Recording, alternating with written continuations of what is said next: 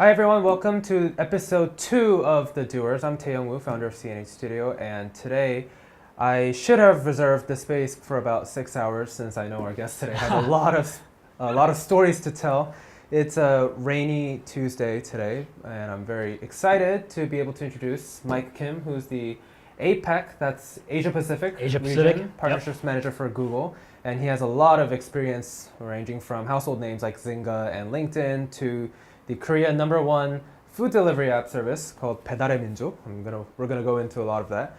So for those in the audience, viewers and listeners to the podcast who may not know who you are, if you could give them a brief introduction. Absolutely. Well, first of all, thank you so much for having me. This is an honor.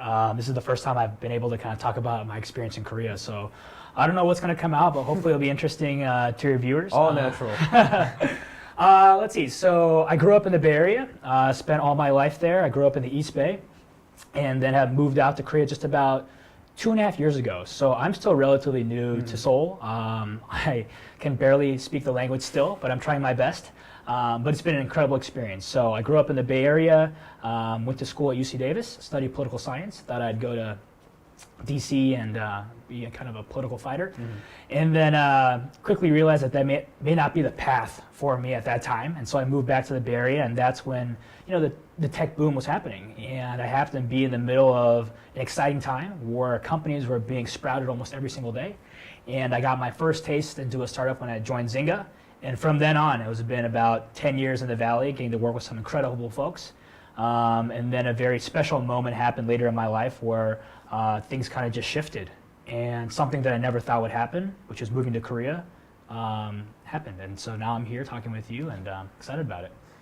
I can feel the stories pop out because we had dinner a few weeks ago and we were talking about all the crazy experiences you had, especially for those of you who are, I guess, living in America or in the Western world, as we call them, and then try to move into the Asian market, especially nowadays since Korea, China, Japan, startup scene is booming in Southeast Asia as well.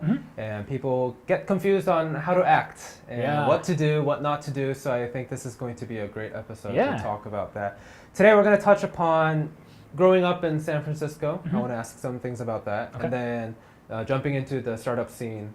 I didn't know about the political science background that you had, but so the startup scene in Silicon Valley and then moving to Korea and then some of the charity work that you're doing here. So I grew up in Southern California at a suburb called Irvine. When I moved, it was like 20 years ago. So I was like one of very few Korean or Asians, but I'm assuming San Francisco was a different story. What was it like? Yeah, so I grew up right outside of San Francisco in the East Bay, in a very small city called Piedmont. And I was very fortunate to grow up there and went to elementary school, middle school, and high school there. So some of my closest friends are still there. My friends from Piedmont, it's basically it's a very, very close family of mine. And when things get tough here, I still know I can rely on my friends there. I've gotten them to use Kakao, so it's not something that they typically would use, but I'll message them then. But yeah, it was a very interesting childhood, and I'm sure many Kyopos or Korean Americans feel that way, which is, your parents are my parents are conservative and very Korean, and then they are thrown into a community which is very, very American. And then you raise a child who is Korean in the home. You come home after school and you're eating sundubujigae, but at 3 o'clock you're going to go play football. And so I'm sure many Kyopos feel the same way, which is growing up, you kind of have this identity crisis in a sense. But I actually, I had a really wonderful childhood, really enjoyed my time in the United States, and really tribute the learnings I had there as to why I actually love Korea so much. You went to UC Davis. Yeah. And so you stayed in California. Did you ever think about moving out, or did you just want to stay? Yeah, my father and my mother and I, we did a huge East Coast college tour my junior year. Like everybody else does. We did the whole drive along the East Coast. My dad wanted to pick out Harvard and Princeton and MIT, and we visited all of them. In the back of my mind, I knew I would not go to any single one of those. I don't think I studied as well as I should have. But you know what? Davis was remarkable. I don't think many people know about UC Davis, but it's what I call kind of the hidden gem of the UC system.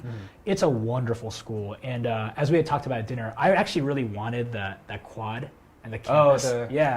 And so it provided me that. See on TV, I remember when I visited NYU, I told you this story, my dad and I were looking for the campus. And we ended up asking a guy on the corner who had a hot dog stand where NYU was, and he looked at us bewildered. He said, "You're standing on it." And that's when I knew that probably wasn't the right choice for me. But UC Davis was great. I studied political science and communications there. I've always kind of had a political passion, and it was a great school. I really enjoyed it. Was there a specific reason why you chose those two majors, like, or maybe thoughts about job, careers? Yeah, I mean, ever since high school, actually elementary school, I was running for class president, fighting for, more recess time or lower milk prices. I don't know why, because my parents are not political at all. And but for some reason, I just had a passion for fighting for things that I thought were right, and I always kind of traveled that path. So all through elementary, junior, and high school, I was very passionate about politics, and to this day, I still am. And that's why I ended up choosing a political science major. Did you, what were some, I guess, career paths or choice? Because a lot of people who are probably watching or listening are college students. Yeah. And some of them are with those majors, like in humanities or political science. They're a little bit worried. What do I do from there? What were some of the thoughts and, I guess, the worries and difficulties that you had? And what were some, I guess, resources that helped you? That's a great question. And like you, I speak at colleges as well. And I get that question a lot, which is, what should I do with my life? Which I think is absolutely the wrong question people should be asking. Rather than what should I do with my life, you should be asking, what kind of life or person do I want to be? Because I'm 33, which is not that old or wise, but I can tell you now, looking back at all the times I'd worried, it was really a waste of time. There is no such thing as what you will be. There is no dream job, and you won't be doing anything for 50 years. Hopefully you won't, actually. Gosh, I hope not, because the world has so much to offer.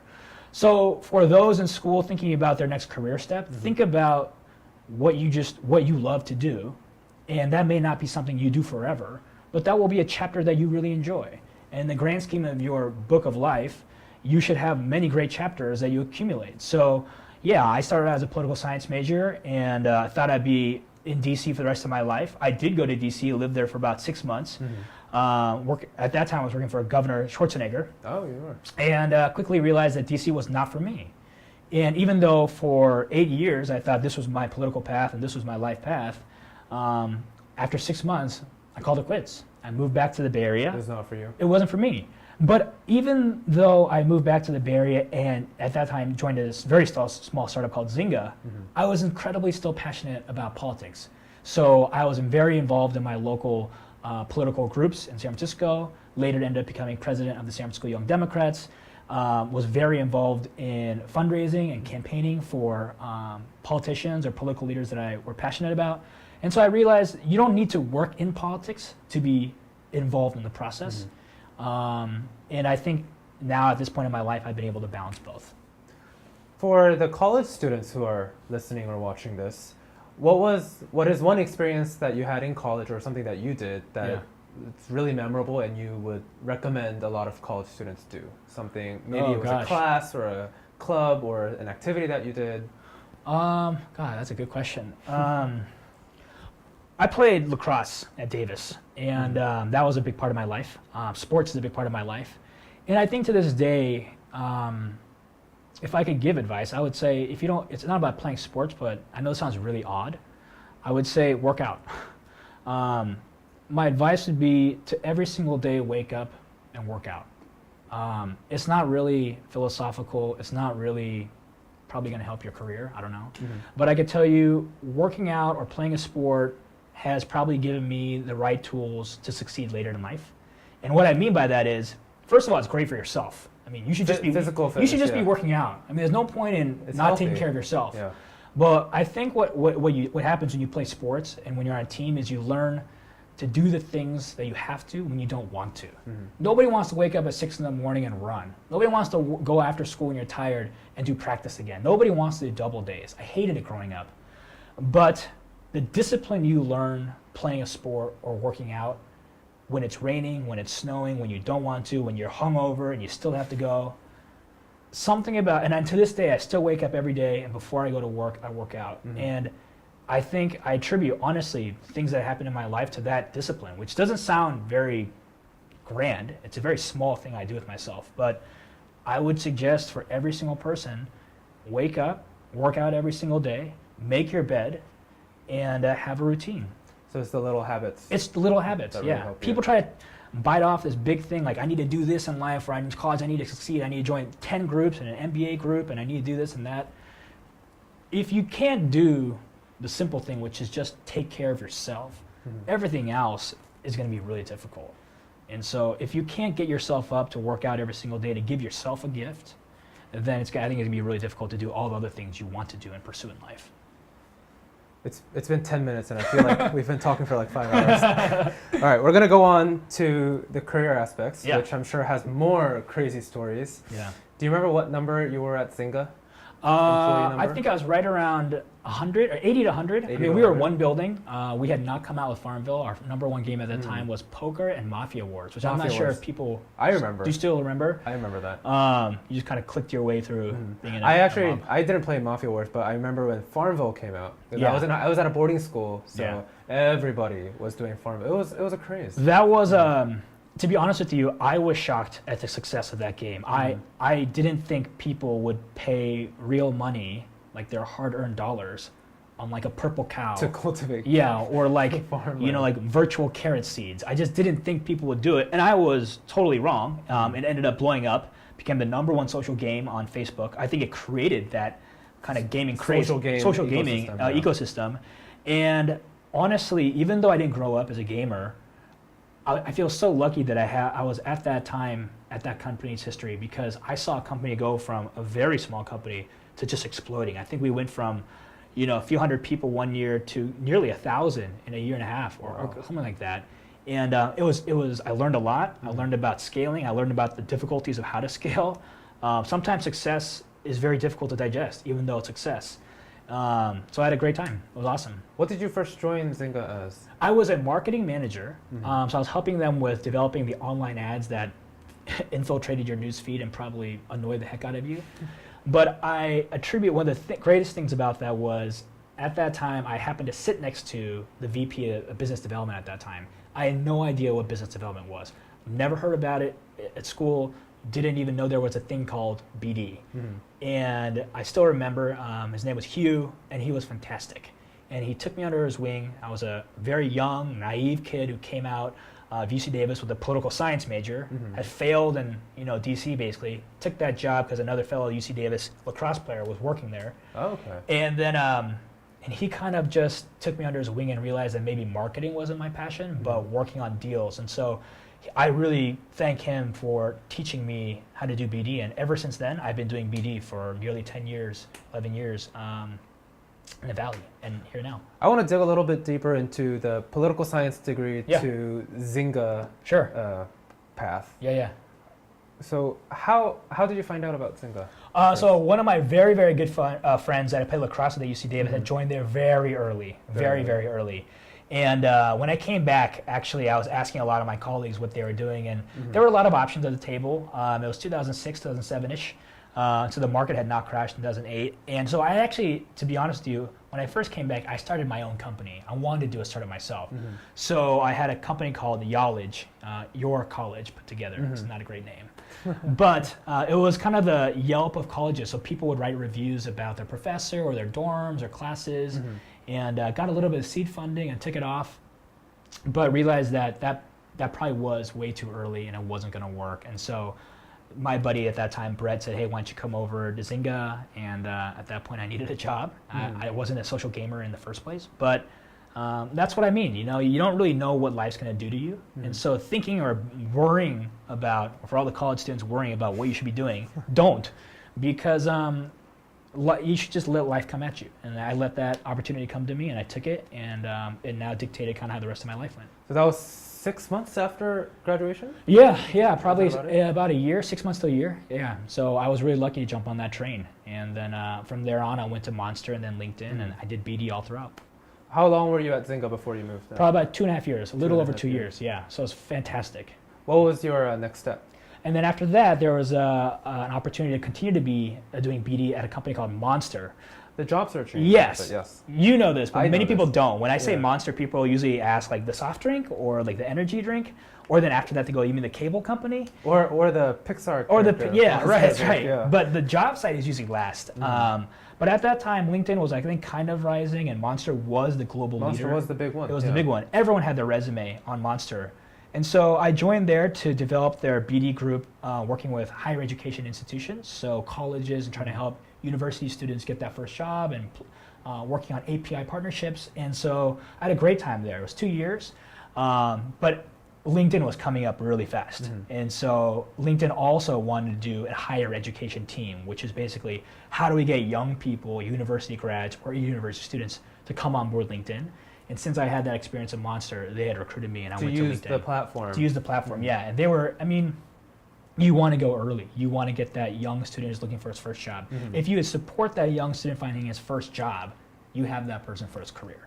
And so, yeah, it was difficult to leave Monster. I really enjoyed it, but then I went to LinkedIn, and LinkedIn is where I truly feel like I learned, you know, I really hone my skills on BD. That is a phenomenal team. It is run by an incredible CEO, Jeff Weiner, who I have a lot of respect for, and I spent 3 years there. It was awesome. What caught your eye about LinkedIn? What did you want to do there? So they brought me in to do running higher education partnerships. I ended up, my role evolved, ended up, each product team within LinkedIn has its own BD lead. So there are a lot of different products like LinkedIn Groups or the newsfeed. I was very fortunate to work on a product that many people use, which is the profile. Oh, yeah. And so that profile product, there's a lot of different parts and components, and one of the big ones is education. And so I got to work on all the partnerships that attach to that profile product for 3 years. But what I remember the most about that is my experiences with Jeff Weiner and the way he led such a fast-growing organization. Incredibly transparent, was very honest. I mean, every 2 weeks we had an all-hands where he brought the entire company together every 2 weeks. And this was a global company, so every 2 weeks we'd have this all-hands, but people from different countries would also chime in. I mean, it was that culture of constantly being transparent about what the executive leadership was doing. People asked hard questions, very honest questions, and he would answer them all. And that's when I learned, you know, true leadership is about being open and honest and listening to your team. It's not about dictating. The best ideas don't come from you, it comes from the team, which is why you have one. And so that's what I gained the most from my time at LinkedIn. Thinking from a college student or maybe like second, third year into the market person's perspective, people don't know what the process is like moving from, they know what it's like to apply for a job from college, but they don't know what the process is like jumping to another company. Sure. What's that kind of process like? It's hard, and I would say jump when you want to, and jump if you really love the company. Don't jump just because you dislike your current company. So many times I find people wanting to chase another job because they dislike their current situation. But if you do that and just jump into another company, which you just because it's different, then you're going to do the same thing in 2 years or a year and a half and leave again. If you're going to leave, pursue a company that you truly, truly love, and that you're passionate about their products or whatever they're doing. And then another thing I hear a lot about is, oh, but the position I want isn't open. I tell people all the time, especially a lot of young people want to work in BD. They want to do partnerships, which is usually actually the smallest team in a company. You know, LinkedIn, there were, I think, 10,000 people by the time I left. Our BD team was 12 people. The whole company? Yeah, so it's very small. Because in BD, you don't need it. You're not measured by the number of partnerships you do. 1 or 2 partnerships could change the entire course of that company. So a deal could take 6 months. Whereas sales, you're kind of on a certain type of quota. BD is not. And so a lot of people will say, I really want to do BD, but there's no positions open. And I tell people, chasing that one star in the galaxy is just pointless. Find a company you absolutely love. Let's say you love Facebook, but there's no BD position, but there's another position, maybe sales or marketing or recruiting, and you're not passionate about it. But if you love the company and you love that product, go. Because get your foot in the door. Just go. Because you're going to learn something along the way anyway. And once you're there, you then start to internally network, build the right connections, and you will eventually have lunch or coffee with the BD vice president, let him know who you are, get on his radar, and you will end up there. But I see a lot of people miss great opportunities because the position, their dream position isn't open. So there's no dream position. You're going to switch anyway every 2-3 years. So just go into the company, find a way to get in. Even if it's a low position that you think you're higher at, just get in. And then work your way up. So a lot of my friends, since I am a college student, I may be graduated by the time this video goes around, makes its rounds through the internet. Yeah. But a lot of my friends, their biggest worry is my major Mhm. doesn't match the position I want to apply to. Yeah. What do I do? Well, What's the best strategy? I think in terms of, let's say you're going to go to be a doctor, I think you have to have a certain type of medical background, a biology, chemistry background. Mhm. Other than that, from my experience at least, this probably sounds really terrible, but your major really doesn't matter at all. Doesn't. It doesn't matter at all. What you're not really going to college, honestly, I think. My personal belief is to learn that specific thing. It's to learn how to learn something you don't know. So college is about learning something that you don't know and the tactics to digest information so that you can produce and be a good worker later. And so I have seen many people in tech who have law backgrounds or English backgrounds, bio backgrounds.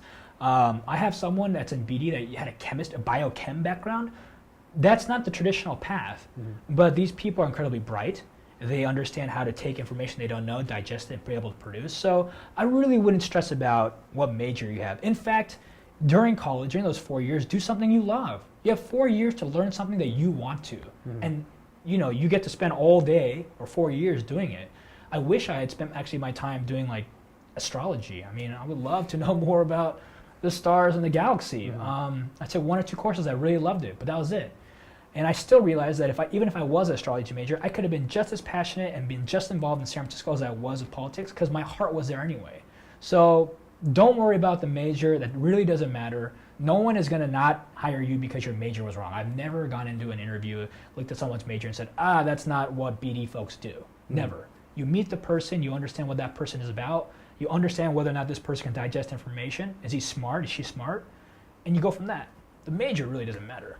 So when college students are applying for the job, they send in their resume, and that's their biggest worry because the resume says the major, and they need to get that resume passed through before they get the interview. Sure. But they're worried that that resume with that major is going to block them from getting that opportunity. Oh, I would totally disagree. I think the major matters very little. Very little. In fact, I think the most important thing is showing what kind of person you are, which is why LinkedIn profiles I think are really important, especially for young Koreans who want to go abroad.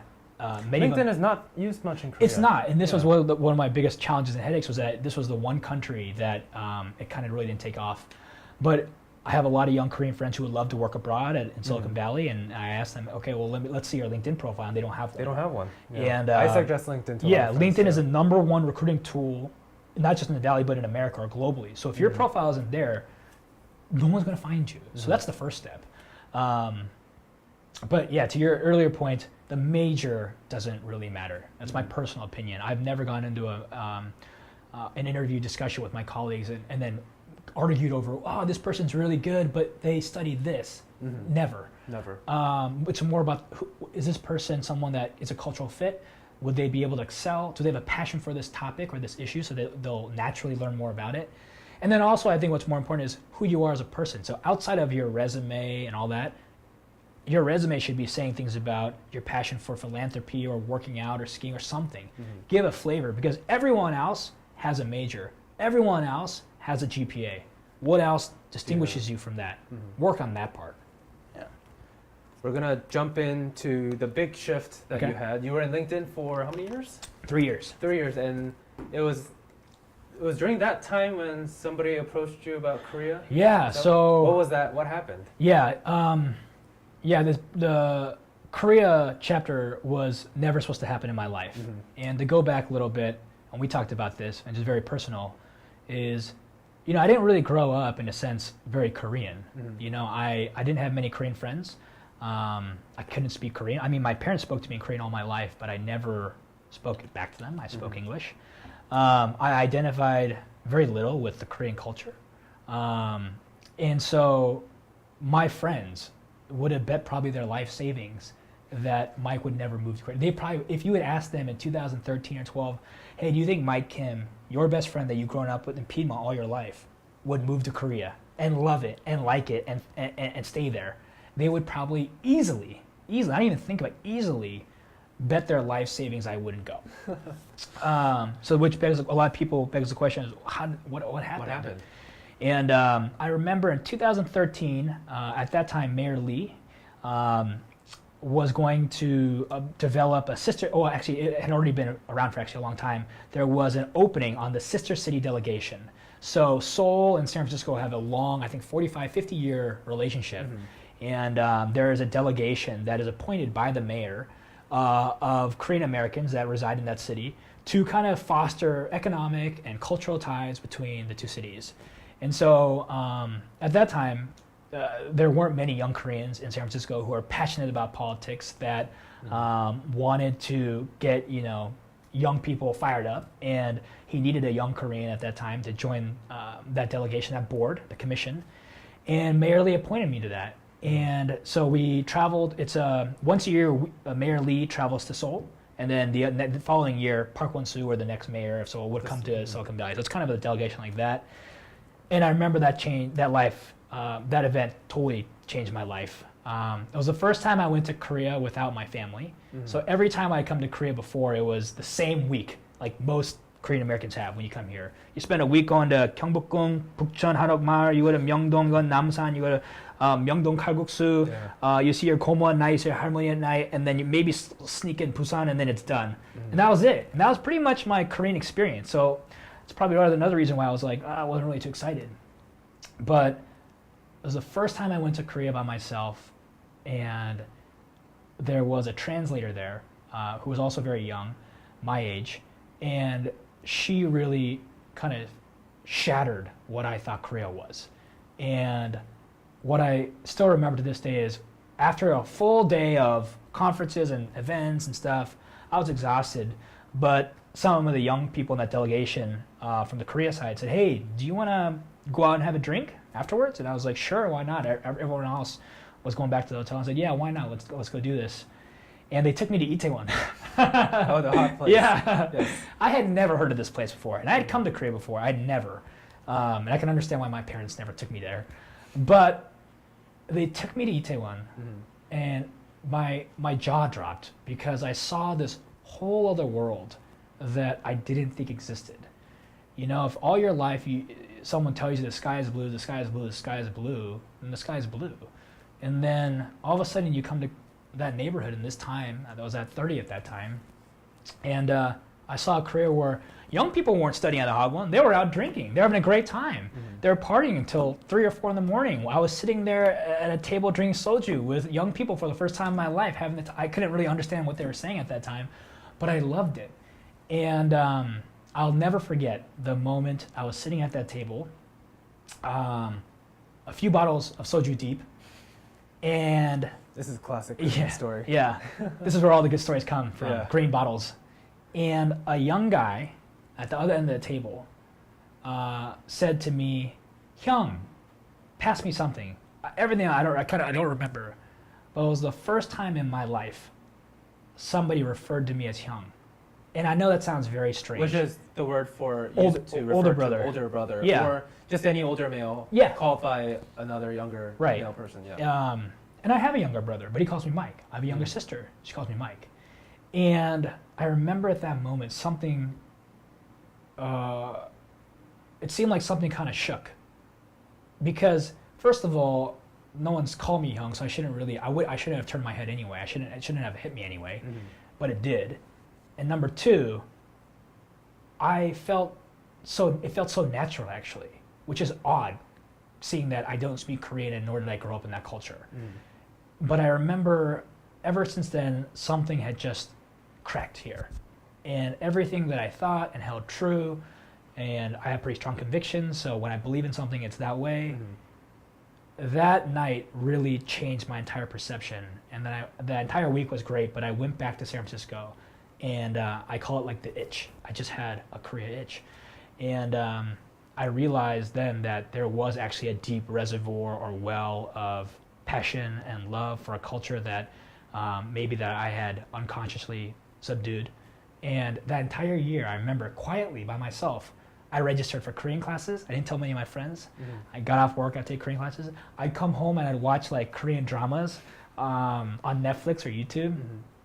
And it was weird because it felt so natural to watch these movies and to hear Korean, and I don't think I'm the only Korean American that's gone through this experience. But yeah, so then after that, I spent that entire year, and then after that year, I knew I had to move to Korea. Yeah. So I did. That was, what year was that? So that was at the end of 2013, or 2013, 2014. And then I spent about 6 months looking for a job, 6 to 8 months looking for a job.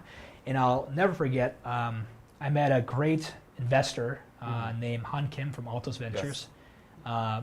Deep role model of mine, someone I admire very much. And when I met with someone, had introduced me to him, and we met, and we really clicked. And he said, Mike, if you're really serious about moving to Korea, come out for a week, and I'll introduce you to a lot of CEOs in our portfolio. And if something works, there's an opportunity. And so I took it. I took the opportunity. I took my own time off work, came to Korea, and I spent the entire week meeting as many people. And fate kind of led me to one man named Kim Bongjin 대표님, or Bongjin CEO. And that's when he sealed the deal. After I met him, I knew I was moving to Korea. What did he say that triggered that? So yeah, it's a good question. He was I think the last guy I met all week. So I had met a lot of Korean American CEOs. I met a lot of yuakseng CEOs. So English was very right. So it was very easy for me to communicate. I get to ask all the questions I wanted, which is, what is your exit plan? What would you like me to do? What are the roles? What are the OKRs for your company? And I got all those. And at the very end of the week, I had never actually heard of a company called 배달의 민족. Most people haven't. Even though it is Korea's largest food ordering app, and I think it's one of the most successful startups here, someone from the Valley has no idea what that means. Yes. And so I met him on the 10th floor of his building. You've met him. Yes. He's a very quiet, reserved man. Very reserved person. Doesn't say much. And his English is probably not the strongest. But my Korean also at that time was not strong at all. I mean, I could order maybe kalbi. That was probably it. So I was terrible. At a restaurant. Yeah. That's about it. So we ended up talking, and he wanted to go for a walk around the lake. So we ended up kind of walking around the lake. And for some odd reason, even though neither of us could speak each other's language perfectly, I felt like I really got him, and I think he got me. And the thing that closed the deal was, I asked him at the very end, Kim Bongjin 대표님, what does success look like to you? Where do you want this company to be in like 3 to 5 years? And I asked that because I'm thinking in my mind, like, are we IPOing? What is your exit goal? What do you want to do? What's your end goal? What's your end goal? Yeah. It's very Silicon Valley. And I still remember to this day his answer. And he kind of said, Mike, in 5 or 10 years, if I'm at a Lotte Mart, which is kind of a local grocery store, supermarket, everyone goes there on Sundays and gets their food. Says, if I run into an old employee of mine at that Lotte Mart, I just want him to be able, or him or she to say to me, 김봉진 대표님, when I worked at your company, I was the happiest.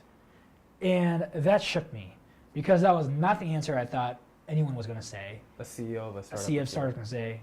And then I realized this man was not building a food delivery company. He was trying to change the culture of work for young people, which I'm very passionate about as well. And so I realized he's building something way bigger than a startup. He's building a movement. And because I have that political bone, I think it really hit me. I was like, social change. Social change. We're coming here, 짜장면 배달, super cool. And we're going to do it really well. But along the way, we're going to change the way young people think about work. We're going to change the work environment, which I know many young Koreans and Korean Americans face challenges with. And so when he said that to me, it was done. I went back to Korea. My mom picked me up. We went to go to sushi. I told her I was moving. She thought I was joking. I told her again, I'm when moving. You went to San Francisco? Yeah. I told her again, I'm really moving. This is it. And packed my bags and moved out 2 months later. And so when was that?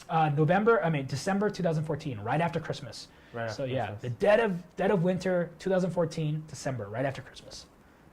So you moved into 배달의 민족, the company, with what position? There was global partnerships within. This is very Korean. There's a thing called 대표실, or like the office of the CEO. The office of the CEO. Yeah. So there's kind of a special group that works on special projects for the CEO, and so I kind of moved into that team. So what did the company expect you to do? They at that time wanted me to help the company expand. So at that time we were trying to expand into Japan. We had a partnership with Line. We wanted to go into different areas, explore China, explored Southeast Asia. And another thing that they kind of wanted me to do was a lot of the investor relations. Pedari Minjuk has done phenomenally well in terms of receiving funding from global entities. It received a major round of funding from Goldman Sachs. It ended up getting another major round from a PE firm called Hill House Capital. So a lot of that relationships are done in English, and so they involved me in a lot of that to kind of keep that relationship strong and to maintain that. So you landed in Korea. Yeah. So the clash of cultures just started, I'm assuming. Oh yeah. And I know you have some extremely hilarious and funny stories.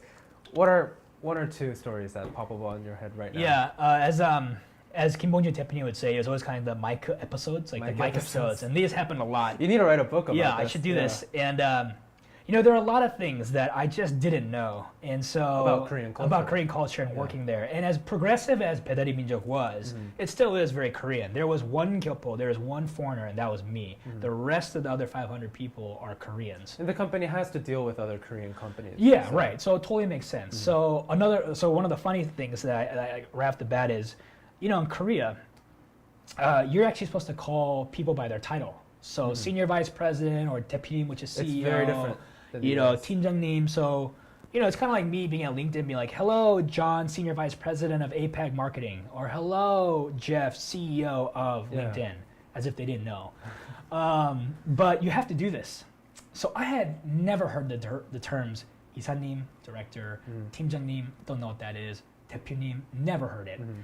And so 대표님 is CEO. CEO, yeah. And so actually, for the first 2 weeks working at Pedari Minjuk, I got in the elevator, always a 대표님, I'd always been the 대표실 working with him, and I would literally just say, oh, 안녕 봉진, which is basically the most rude way. Just his name. Just his name. So not only that, I am not even saying 안녕하세요, which is the honorific, or using the formal way. Hello. Yeah.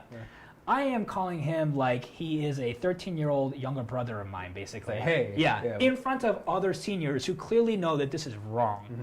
And I'm just saying, I pat him on the back too, like, oh, 안녕 봉진, or things like, lunchtime I'd say, 점심 먹을래? So there is no yo at the end of it.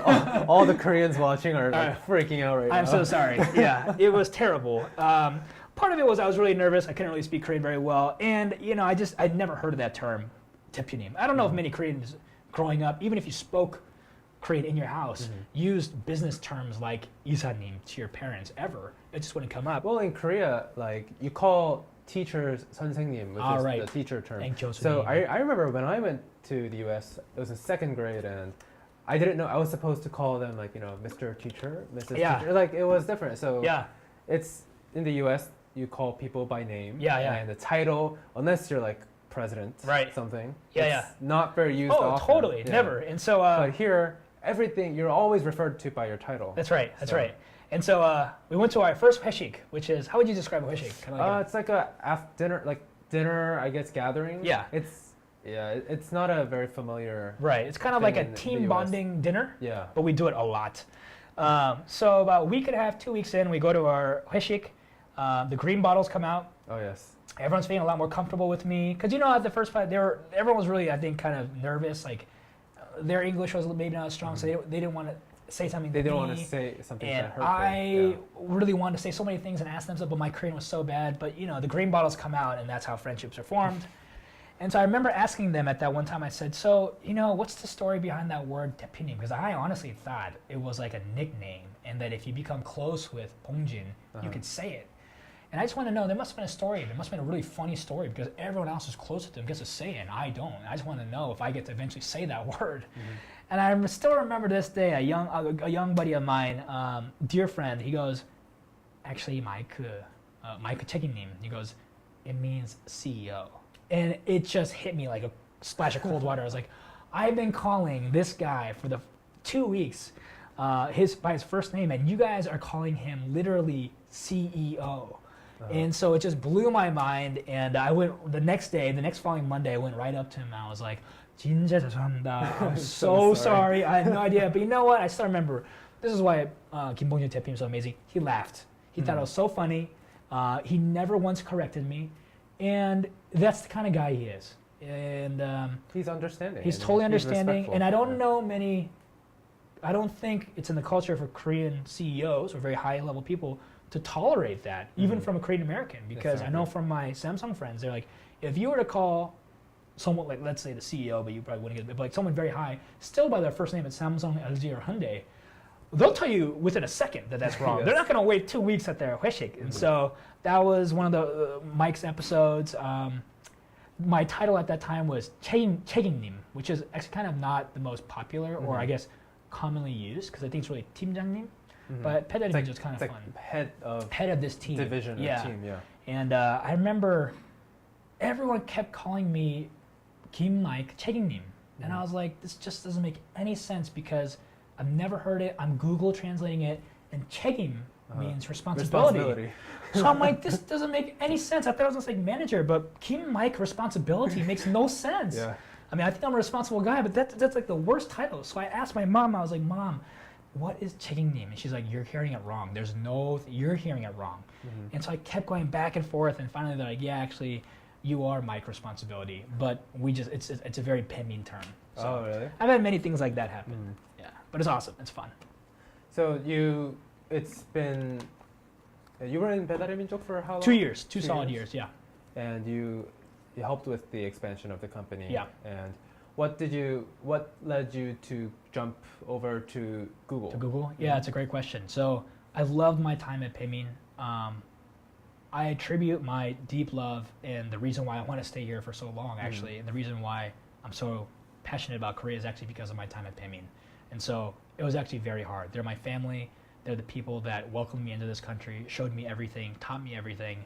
And so it was very difficult. But the reason I ended up leaving was because the main reason I came to Korea was on that delegation, that mayoral delegation, I ended up meeting a lot of young startups and entrepreneurs. And they were really the impetus of me falling in love with the entrepreneurial movement here. Young kids bucking the trend and saying, I'm not going to work at a techie up. I'm going to build my life. I know it's not the cultural norm. And there was a movement brewing. And so that, in the end, was what really pushed me to come here on top of Kim Bonjin Tepinim. And so my true passion is helping our generation build the next wave of great companies for this country. And this opportunity to lead APAC partnerships for Google for Entrepreneurs, which is a team solely dedicated within Google on spurring economic growth and startup growth in ecosystems all around the world. And so I realized one of the challenges that I faced, and maybe you've seen, is that Korean startups, brilliant talent, yes, no doubt.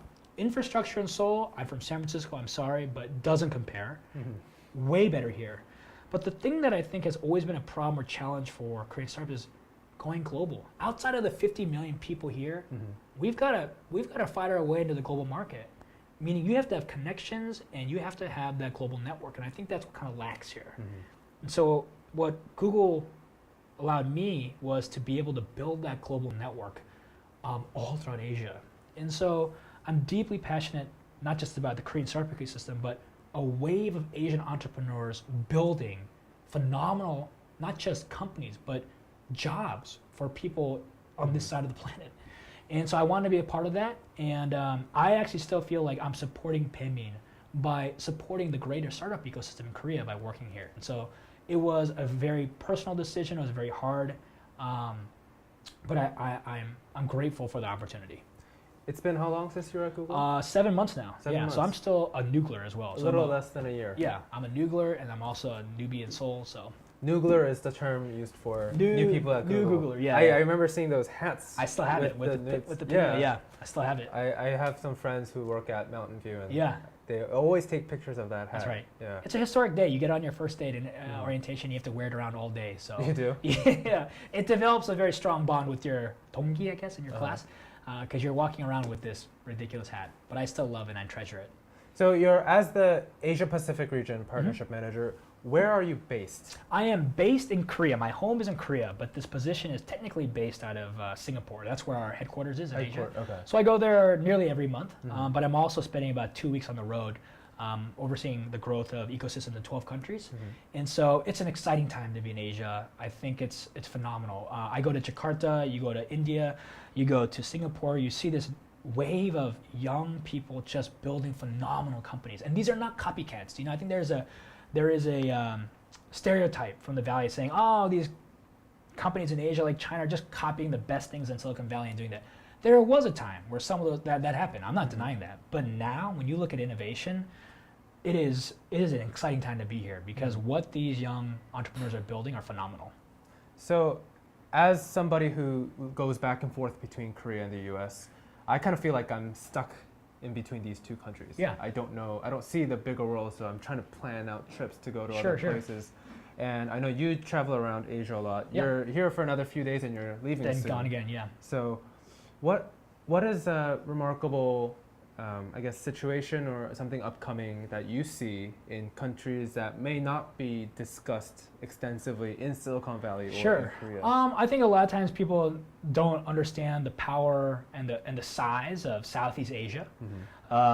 Indonesia alone, one country in Southeast Asia, has 200 million people who are almost the U.S. size. Almost the U.S., right? Yeah. And they are growing fast. I mean, every time I go there, every month there's a new building sprouting up. There's another few hundred new entrepreneurs building there. The connectivity is huge, and that is an incredibly exciting region to be looking at. So not just Indonesia, but if you put Southeast Asia as a whole, that is a region of the world that Silicon Valley should be paying attention to. And I know a lot of investors now are, but that is a wave of young people. And what's remarkable is, especially in India, the percentage of people under 30 is incredibly high. I think it's, don't quote me on this, but over 50% I think of the population in Southeast Asia or India is still under 30, which means there's this rising generation of young people who are just going to be building cool stuff, which is sadly the opposite in Korea because Korea and Japan has our demographics are going down. We have Age a rapidly aging population, and we just had the lowest birth rate in Korean history at a little over 400,000, and it will go under that next year. So a lot of schools are closing. A lot of schools are closing. So we got to pay attention to Southeast Asia, India, and of course China. Yeah, that's a big thing. So do you go to San Francisco back and forth? Yeah, I go once or twice a year. My family's still there. I'll be there in September, and so really enjoy my time going back there. But honestly, I'm so comfortable here now that you are. When people always ask me, was there a lot of culture clash? Is still cultural differences or difficulties living in Korea? I go, there may be. Like I said, I have a lot of episodes, but actually going back to America is now harder and harder because I feel so comfortable here, and I've really built a nice home with great friends here, and I love my life here. I think once this video goes out, we'll have a lot of questions in the comments. We'll probably do like an episode 2 or something later. Yeah. But we want to talk about your charity work because Yeah. I know you do a lot of that. In San Francisco, you did a lot of like gala dinners. Yeah. There's some organization that still runs a gala dinner that you started. Yeah. And you're also doing something called the Korean Legacy Committee. Yeah. If you want to introduce KLC. Sure, absolutely. So the Korea Legacy Committee is an organization, it's a philanthropic organization based in Seoul with the sole purpose of supporting the senior citizens of Korea who are facing deep poverty. Of the entire OECD, Korean senior citizens have the highest level of poverty. Nearly 1 out of 2 senior citizens live below the poverty line. Seniors over 65. Over 65. So this is a national epidemic. I actually think most Koreans don't recognize how big of a problem this is. This is an economic time bomb. And it's very difficult because the population is aging very quickly. There are very little solutions. And also the awareness of basically this issue is very, very little. I was surprised. I worked at Pimmin, so I had a lot of Korean friends. And when I asked them, what's going on? How are we solving this issue of our seniors basically living out their last days in deep poverty? And the highest rate of suicides in Korea are not teenagers, it is senior citizens because it's so difficult for them to live. And this is growing. And so that just didn't stood well with me. And so 2 years ago, I started an organization called the Korea Legacy Committee. It's a group of Koreans and Korean Americans coming together. And every month we have volunteer events. So the last Saturday we just fed 2,000 seniors, and then every 2 to 3 months we have a fundraising event, and we donate all our proceeds to the Seoul Noim Boksin Center, which is the Seoul Senior Welfare Center. And I mean, this topic is really important. You and I have talked about this, but more so than just the senior citizen issue, I hope that this organization inspires kind of a new culture of philanthropic giving because I think that kind of lacks here. I think. It's not just young people. I think just in general in Korea, there's There's not much of a charitable movement. In San Francisco, if I look at my newsfeed, it's basically someone's running a marathon for a charity and someone's doing this and that. There's a America has a lot of charity bartending events, night, this gala is this and that. And it's a part of people's life. It's the fabric of their life, just like working out or breathing. It's you give back to your community. Here, I actually don't think that people are not philanthropic. I actually think that there is a deep sense of uri, us, because that's how we were raised. Community. But I think in the modern age, we've really become thinking about just kind of our family, our group, and got to focus on me and my schooling and things I do, which is important. But I hope that this organization kind of pushes the arc a little the other way, which is the community you live in is, you may not know that harmony or that harabuju, that senior citizen, but they are yours. And you may not know personally the person at Gangnam-yeop who is selling gum to get one bowl of food, but that is your harmony as well. And so that's why we started this organization. I remember when we were having dinner, you were talking about putting gala dinners, and black tie dinners, which I've been to a lot of black tie dinners in New York, in LA, San Francisco. I see them a lot.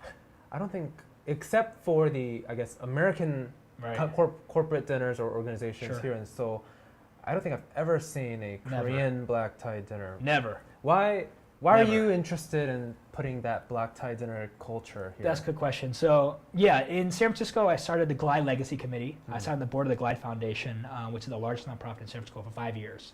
And we have an annual gala that raises a lot of money. And so I wanted to bring that culture to Korea. But it's not just because we did it in America and I want to do it here. There's a few reasons. One is, and we had our first black tie KLC gala last year, and it was a lot of learnings. But one is this. One is the gala in that format, which is basically young people coming out, paying for something that's not going to probably benefit them, but giving that $8,000 or $80 to something bigger than themselves. So one is just the culture of an event where you give money and it goes to charity. Then my team said, well, then why does it have to be black tie? And black ties and which is tuxedos, formal dress. And the reason, it's not just simply because I think the pictures are going to come out nice. The reason why I stress that it has to be black tie is this, especially in Korea. There is a notion in Korea that I think philanthropy is what rich people do. It's what the Yeonains or the stars do. The celebrities. And there's kind of this idolization culture here. Gosh, I mean, you idolize these K-pop stars and only they can do wear a tux or a gown and feel good. More so than the money that we raise at this gala, it is also about empowering young people to feel and say, you too can wear a nice suit and be part of this group you think you can't be a part of. You too can feel good about yourself wearing a tux or a gown and give back and go to a gala, which you think you'll never have in your life. If we're going to build this movement of young philanthropists, the first thing, more so than money raised, is empowering young people to feel good about the fact that they're giving. And everyone, you put on a tux, you put on a bow tie, a girl gets all done, she wears a gown, she feels good about herself. You feel good. And so we want to bring that culture here because, like you said, there is no black tie young professional gala that supports a nonprofit here. There are events maybe very senior, chaebol families or their kids do that are very out of price range. And number 3 then is we make our gala incredibly, radically inclusive, which is the price for a ticket is $40 to $80. And people may say that's kind of cheap. That's like cheapening the black tie gala. And we did the same thing in San Francisco. I didn't want it to be expensive because you should never gate the opportunity for someone to be philanthropic because of a price tag. People should be able to give at any time. And if a young kid wants to spend $40, which is to basically soju for a weekend, they should be able to do that. And so, it's a black tie gala. We're going into our second year. Friday, October 13th is the second annual Korea Legacy Gala. It's at the Four Seasons. And I have no doubt that within 5 or 6 years, you can mark me on my words, this will be the largest, most successful, powerful, young philanthropic movement and event in this country. It's all recorded. So I believe that. I believe that with my heart. Yeah. So we want to wrap up the interview, and I know a lot of even Korean Americans, or maybe just other foreigners who are thinking about the Korean market is pretty interesting. I want to go do something, but I don't know how to jump in. Sure. What is a big lesson that you've learned by jumping into this country and living here for the past 2-3 years? And what do you recommend? Is there something that you recommend that they kind of study or research beforehand, or anything that? Oh, that's a good question. I don't know. I mean, I take a lot of trips out here by myself. I remember renting an Airbnb for a week just seeing if I could do basic things like, go for a run and buy breakfast and do grocery shopping. Can I go to a local mart? And I remember kind of doing that before thinking about moving out here. But I will say, I have this conversation with a lot of Korean Americans back at home who are kind of thinking about moving to Korea. Maybe not just for startups, but who want to move here. I say, should I do it or not? Should I do it or not? And I go, look, in the end, most of the reasons why you don't want to leave is because you're so comfortable in America. You have some set life and you're very comfortable. I totally get it. I was that way too.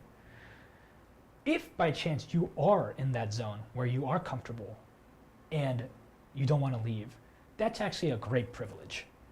And if you are in that stage, trust me, coming out to Korea for 1 or 2 years, if all else fails and it's really a bad experience for you, this life will still be here for you.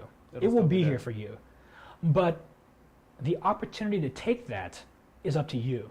And I can tell you personally, I mean, this may not be for all Korean Americans, but I think now, especially as someone who never thought Korea was going to be a chapter of my life, it's incredibly important for, I think, Korean Americans to live here for a year or two. And it's not about IPOs or success. It's about, I think, more than I've gained is I've learned more about myself in the past 2.5 years than I did with 31 years in America.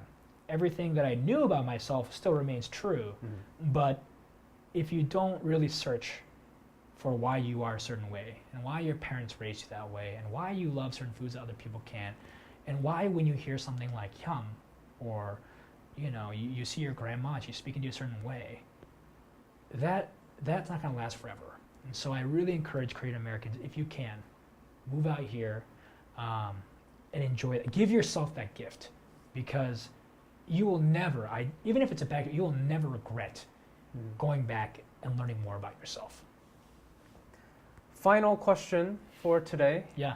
What are your plans in the near future, and what do you hope to achieve? So in the near future, I'm here. I'm here. I want to continue to support the Korean startup ecosystem. I'm going to continue to work at Google. I want Korea Legacy Committee to continue to grow. So I feel like I have a mission here that I want to continue to pursue. And in all of that, it's really about supporting our generation. So even though the philanthropic work I do, or my tech work, or my job, it actually is just all about the fact that I love this generation so much, and I believe in it. And I know we could talk on another chapter or another episode about Hell Joseon. We could talk about that for another hour or more. And I understand the sentiment that a lot of young kids are having a hard time, but that makes me want to stay here more, because I love this generation. This is the most talented generation Korea has ever had. Sometimes I think that gets lost on them, though. They don't recognize the innate power they have, and that something that I say often is, the Korea you want is the Korea you have to build. And we can do that, because look at our history. It's taught us for 3,000 years that the Korea we want, we just have to build. But you have to have the hope to do that. So my purpose to your question is, I want to be here. I want to continue to work with our generation to build a Korea that we want. And I don't foresee myself going back to San Francisco for a long time. I'm sorry, Mom and Dad. I know you really want me to, my parents really don't want me to say that, but I'm here. We can cut this part if you want. Well, thank you so much for your time. It was such a great talk, and we'll hopefully see you again soon in another episode. Awesome. Thank you. I so appreciate much. it. Cool. Thank you.